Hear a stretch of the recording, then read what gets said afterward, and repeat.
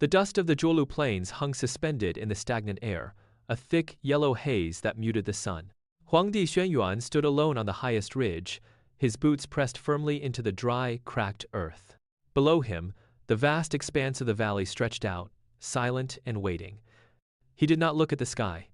He looked at the horizon, where the light seemed to dim prematurely.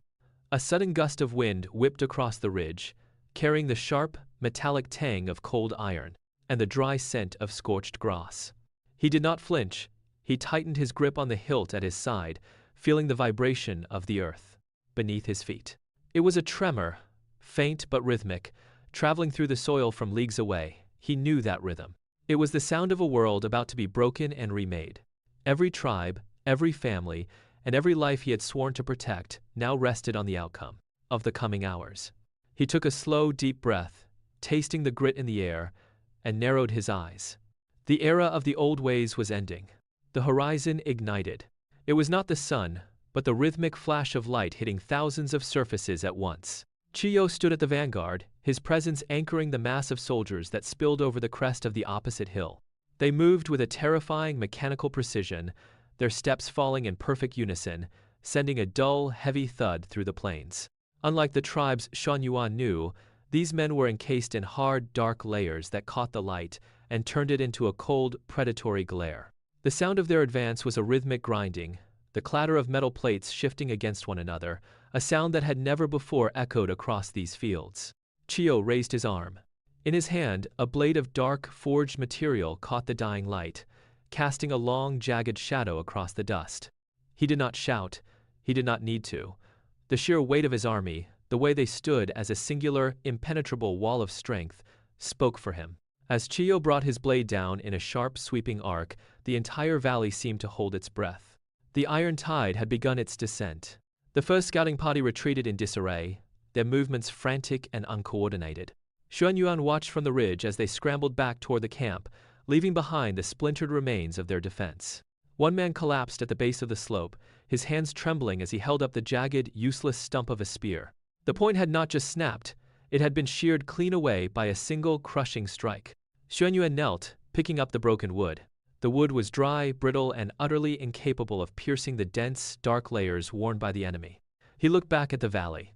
The Dongyi line remained unbroken, a wall of relentless, unyielding force that ignored the desperate resistance of his people. Every blow his scouts landed left no mark, while every return strike shattered bone and wood alike. The realization settled in his chest, cold and absolute.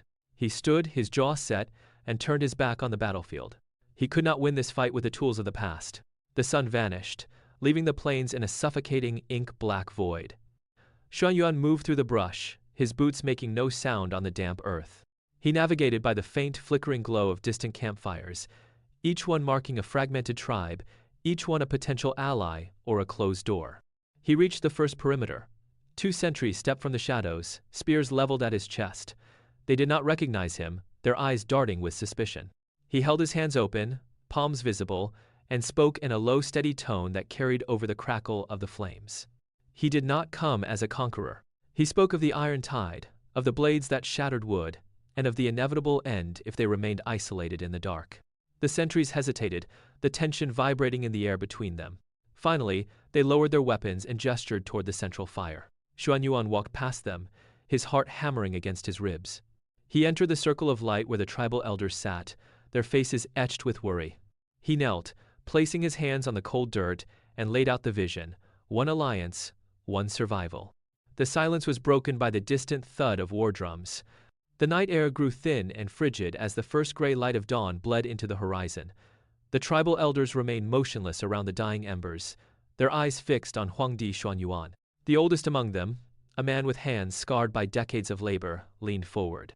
He asked if this unity would survive the first strike of the enemy, or if it would crumble like the brittle spears of their scouts. Huangdi Xuanyuan did not look away. He spoke of the mountain that stands against the gale, of the roots that entwine to hold the earth, and of the necessity of a single, unbreakable will. The elder studied his face, searching for a crack in his resolve, then slowly reached out. He placed his calloused palm upon the dirt, and then atop Huangdi Xuanyuan's hand. One by one, the others followed. The sound of their palms hitting the earth was rhythmic, a collective pulse that signaled the end of their isolation. They stood together as the sun crested the ridge, casting long, sharp shadows across the plains. The air felt different, heavy with the weight of a promise that could no longer be retracted. They were no longer scattered tribes.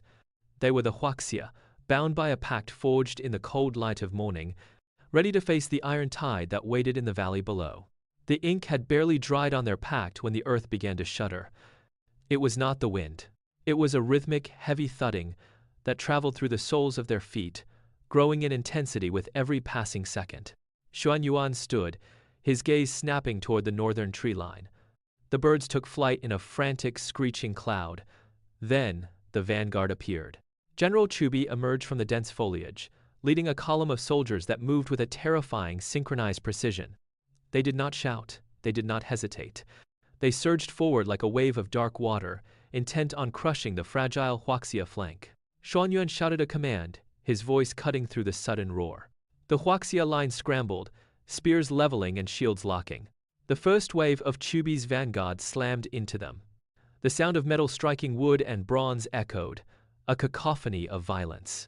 The skirmish was immediate and brutal, the air filled with the sharp tang of sweat and the desperate grunts of men locked in a struggle.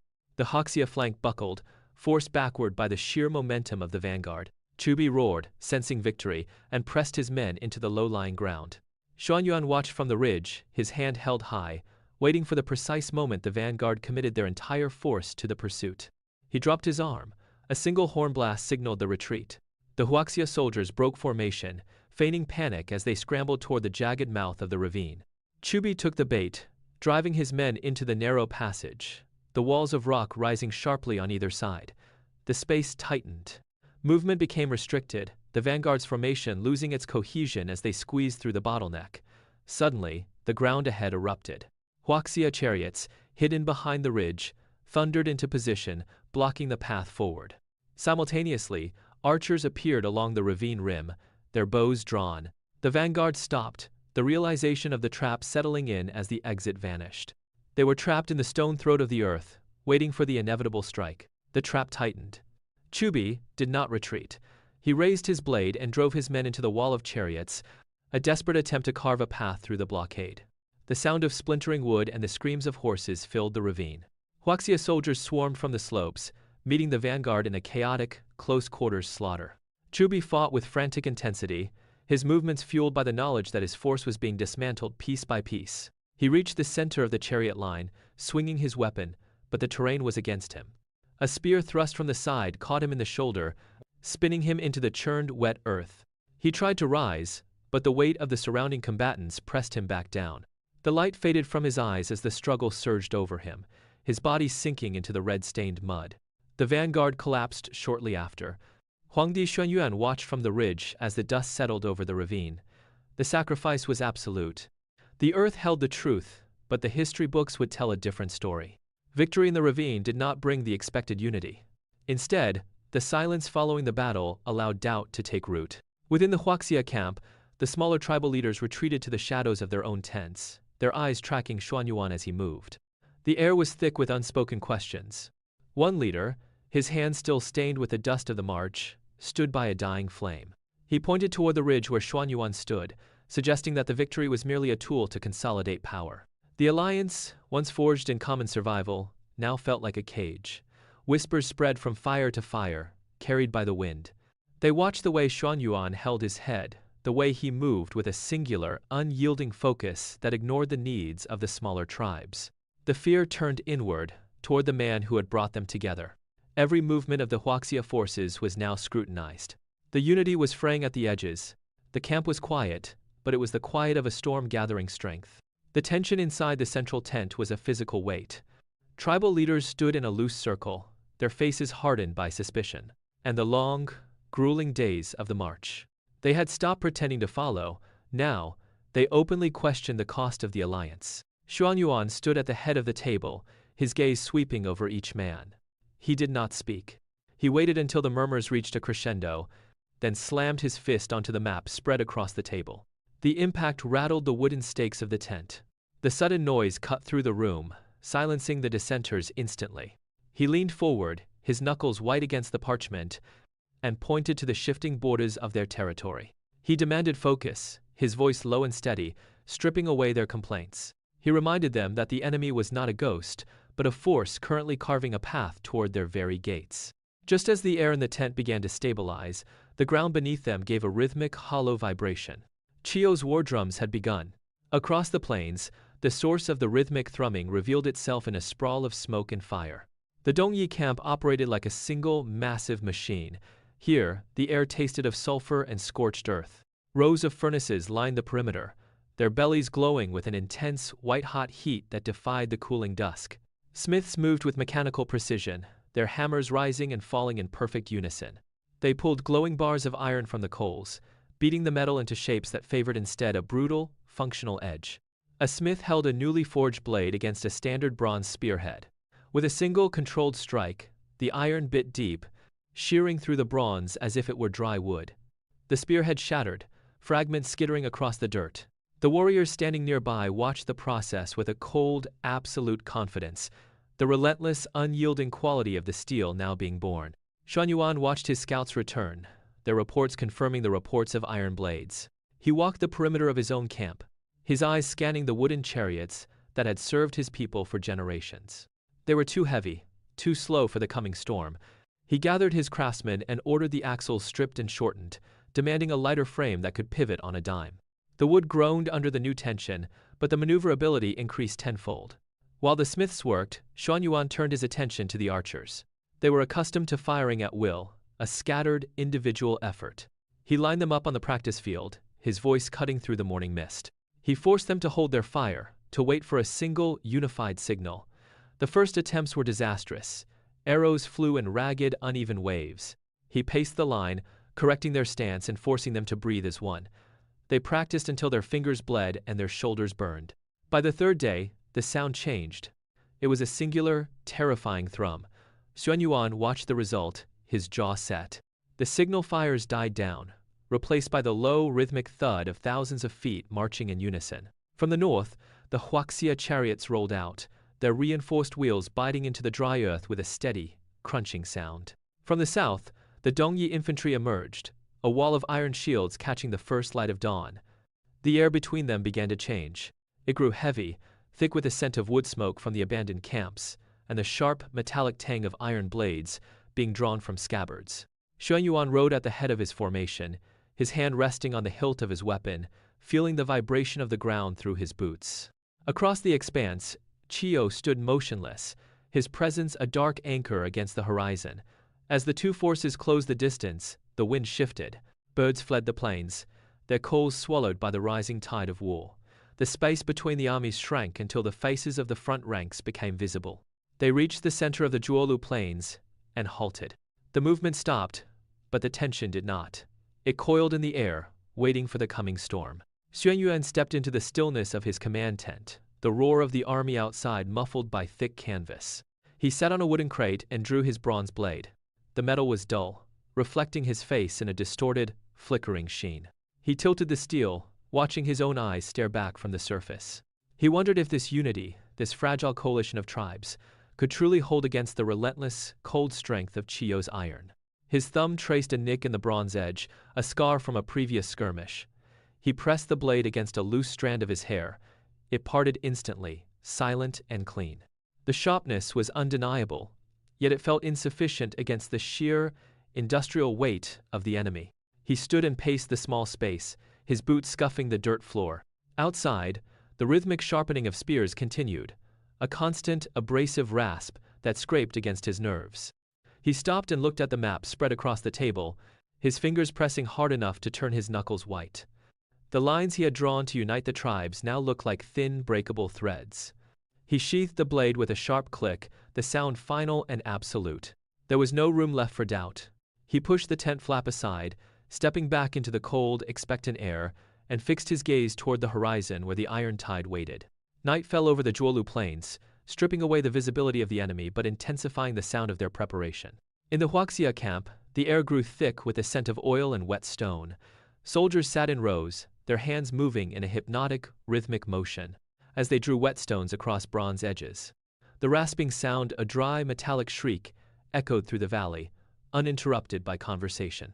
No one spoke. Words felt like a waste of breath when the morning promised only the finality of steel. Across the divide, the Dongyi camp was a mirror image of this same grim labor. Smiths worked the bellows, the orange glow of the forge casting long shadows. Each strike of a hammer against glowing iron rang out like a heartbeat, steady and relentless.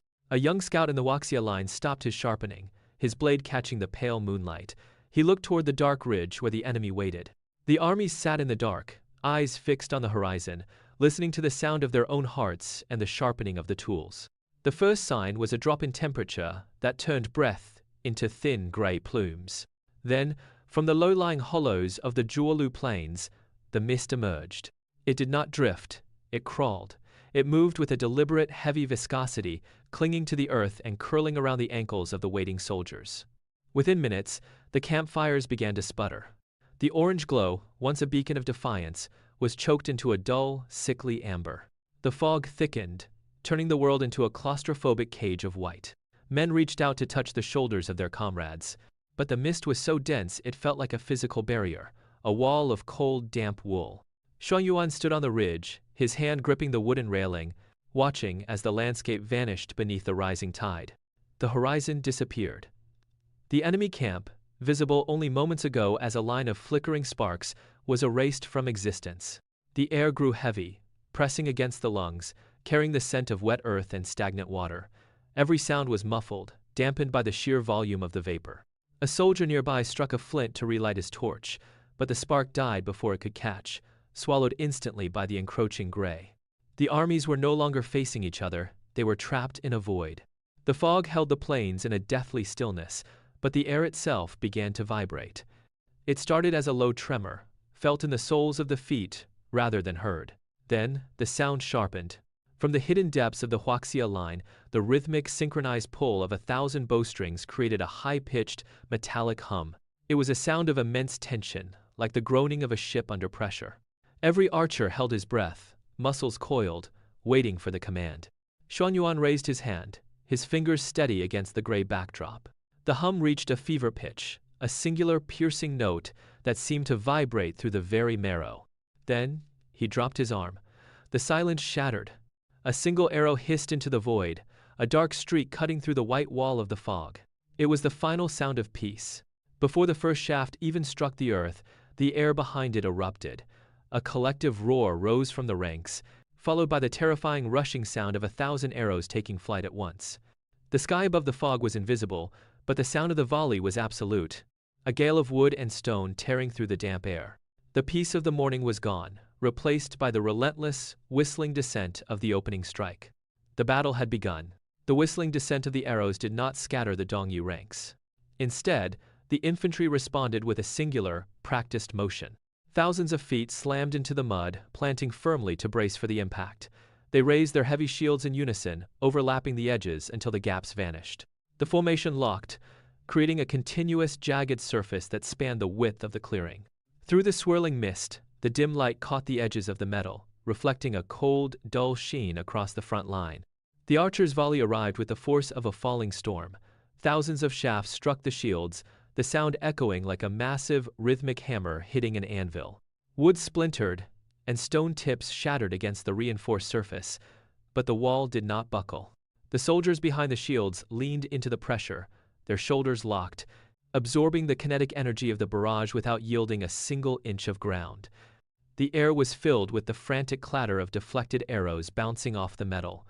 Chiyou stood behind the center of the formation, his gaze fixed on the fog, watching as the Huangdi volley spent itself against his immovable barrier. The wall held, a silent, iron-bound testament to his command, waiting for the next phase of the assault to break against it. The sound of the volley had barely faded when a new, deeper roar replaced it. From the white shroud of the fog, the Huangdi chariots emerged. The heavy wooden wheels bit deep into the soft earth, churning the mud into a thick, dark slurry that sprayed high into the air. The charioteers stood rigid, reins pulled taut, driving their teams forward with unrelenting speed. The ground trembled as the mass of wood and horseflesh accelerated, turning the plains into a gauntlet of crushing weight. The Dongyi shield wall stood firm, but the sheer velocity of the incoming charge shifted the balance of the field. The chariots did not slow, they banked slightly, angling their momentum to strike the center of the iron line. impact was instantaneous. The sound of splintering wood and buckling metal tore through the air, throwing men backward and shattering the rigid formation. The wall buckled, then broke. The momentum of the charge carried the Huaxia forces deep into the heart of the Dongyi ranks. The chaos of the collision provided the opening Xuanyuan needed. He raised his arm, a sharp, singular motion that cut through the din of the battlefield. From the rear of the Huaxia lines, the archers responded instantly. Thousands of bowstrings snapped in unison, a sound like a sudden tearing wind. The sky above the plains vanished, replaced by a dense, whistling cloud of shafts that blocked the sun. The arrows descended with the weight of a gale, their tips hissing as they sliced through the humid air. Below, the Dongyi infantry, already reeling from the chariot strike, looked up to see the darkness falling upon them. There was no time to raise shields or find cover. The volley struck with terrifying precision, hammering the gaps in the broken formation and forcing the soldiers to scatter. The momentum of their counter-push evaporated as men collapsed under the relentless rain of wood and stone. The archers did not pause, drawing and releasing in a rhythmic, mechanical cycle that kept the sky choked with death. The Huaxia vanguard surged forward, boots splashing through the blood-slicked mud as they sought to exploit the broken line. At the front, the commander stood tall, his voice cutting through the roar of the fray as he signaled the final push. He was a beacon for his men, his presence pulling the line forward with steady, rhythmic steps. Then, the air hissed. A heavy spear, thrown with immense force from the depths of the Dongyi ranks, cut a jagged arc through the smoke. It struck the commander squarely in the chest, the momentum carrying him backward until he hit the earth with a final, sickening thud. The spear shaft vibrated, protruding from his body as he slumped into the mire. The advance halted instantly. Silence rippled outward from the spot where he fell, a brief, hollow gap in the noise of the battle. The soldiers nearest to him froze. The shock was absolute, but the pause was short-lived. A low, guttural cry erupted from the back of the line, a sound of pure, unadulterated rage. The rage was a physical force, pulling the Huaxia soldiers forward before they even realized they were moving. They did not wait for orders. They did not look for gaps. They simply surged, a wave of bodies crashing into the Dongyi line. The ground shook under the impact of thousands of boots, hitting the mud simultaneously. Every man pushed with his shoulder. The Dongyi infantry, caught off guard by the sheer ferocity of the counterattack, stumbled backward. Their footing failed. There was no rhythm to the fighting now. It was a chaotic, grinding struggle of muscle against muscle, iron against bronze. The Huaxia soldiers clawed at the enemy, ignoring the blades that swung toward them, their eyes fixed only on the space behind. Slowly, the iron-willed wall began to bow. A gap opened, then widened, as the Dongyi soldiers were forced to give ground. The Huaxia lines surged into the void, their momentum unstoppable, reclaiming the blood-soaked earth inch by agonizing inch. From his vantage point on the ridge, Xuanyuan watched the chaos unfold. The Dongyi line was no longer a wall. It was a series of disconnected, gasping pockets of resistance.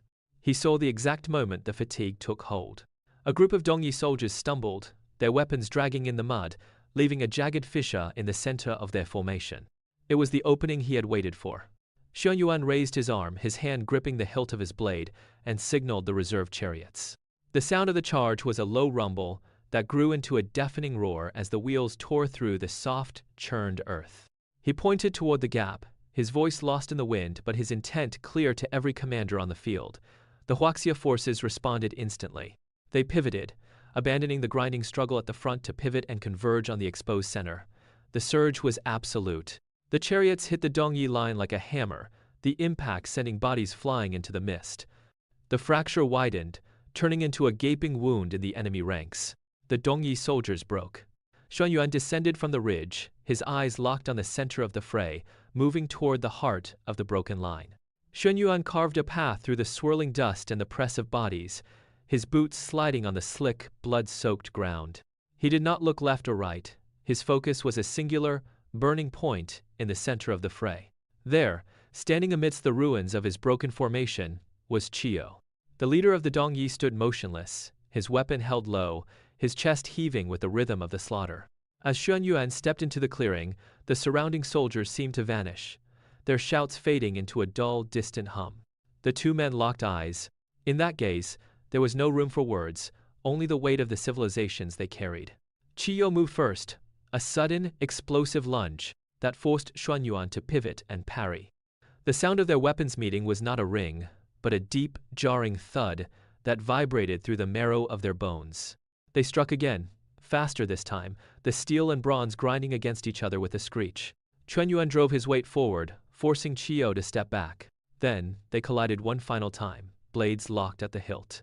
The friction ignited a brilliant, jagged spark that flared between them, casting a harsh white light across their faces. The white flash died instantly, plunging the center of the fray back into the gray gloom of the settling dust. Xuanyuan and Chiyou remained locked, their weapons pressed tight, muscles trembling under the strain of holding the line. Neither could push forward, neither could pull back. Around them, the surge of battle hit an invisible wall. The Huaxia soldiers, mid-stride, stumbled as their legs refused to carry them another step. The Dongyi warriors, raising their spears for a final thrust, found their arms too heavy to lift. The roar of the clash did not fade. It shattered into 1,000 individual gasps for air. Weapons slipped from sweaty palms and thudded into the mud. Men fell to their knees, not in surrender, but because their bodies simply gave out. The frantic energy of the last hour evaporated, replaced by a crushing, physical weight that pinned everyone to the earth.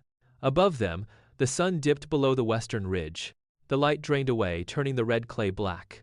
With the darkness came a sudden, terrifying silence. The clanging of metal stopped. The war cries ceased. Only the sound of ragged breathing remained, thousands of lungs heaving in unison against the cooling air. Then came the groans. The silence of the plains was broken only by the crackle of distant flames. Chiyou stood amidst the carnage, his chest rising and falling in slow, jagged intervals. He turned his head toward the horizon, where the structures he had built to forge a new era were now nothing more than skeletal frames silhouetted against the twilight. Thick, oily smoke curled upward, twisting into the darkening sky like a dark omen. He looked down at his hands, caked in the thick, drying mud of the Zhuolu plains, and felt the tremors of his own exhaustion. Behind him, the remnants of his vanguard began to stir, dragging themselves toward the perimeter of the camp.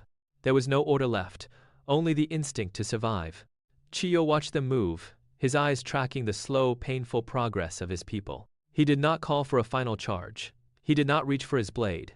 Instead, he signaled for a withdrawal, his gesture heavy and final. As he began to walk away from the center of the field, he glanced back one last time at the ruins. The firelight flickered in his eyes, but it no longer held the heat of innovation. It reflected only the hollow reality of the cost. He understood now that the clash had not ended anything. It had merely cleared the ground for a longer, more brutal struggle. Xuanyuan stood alone on the ridge, his boots sinking into the soft, churned earth. He watched the last of the Dongyi forces vanish into the gloom, their departure leaving behind a hollow quiet. He turned his gaze across the plains. The land was scarred, marked by the deep ruts of chariots, and the scattered debris of a broken civilization. He walked down the slope, his pace slow, deliberate. Every step crunched against the remnants of shattered weapons and broken wood. He stopped where the vanguard had made their final stand. The soil here was dark, saturated with the cost of his ambition. He knelt, pressing his palm into the damp earth, feeling the cold grit beneath his skin. He had sought unity, a central alliance to bind the tribes, but the process had required the very destruction he hoped to prevent. The leaders who had sworn allegiance to him now looked at him with a mix of fear and calculation. He saw the shift in their eyes. They no longer saw a visionary, but a conqueror who had mastered the art of the iron tide. The immediate threat of Chiyou had receded, but the peace felt fragile, a thin crust over a deep, restless furnace. He stood up, looking toward the horizon where the first stars were beginning to pierce the dark. The wind picked up, carrying the scent of damp earth and cooling metal across the Zhuolu plains. There was no movement now, only the vast, empty expanse of the battlefield. The camera drifted low, hovering just inches above the ground where the struggle had reached its peak. The soil was a dark, heavy sludge, churned by countless boots and the relentless turning of chariot wheels. It was a landscape transformed by violence, a physical record of the day the old world fractured. Every patch of ground told a story of sacrifice, of lives extinguished in the pursuit of a new order. Civilization had not emerged from a vacuum. It had been pulled from this very earth, forged in the heat of conflict. The blood had seeped deep, binding the dust into a hardened crust that would remain long after the names of the fallen were forgotten.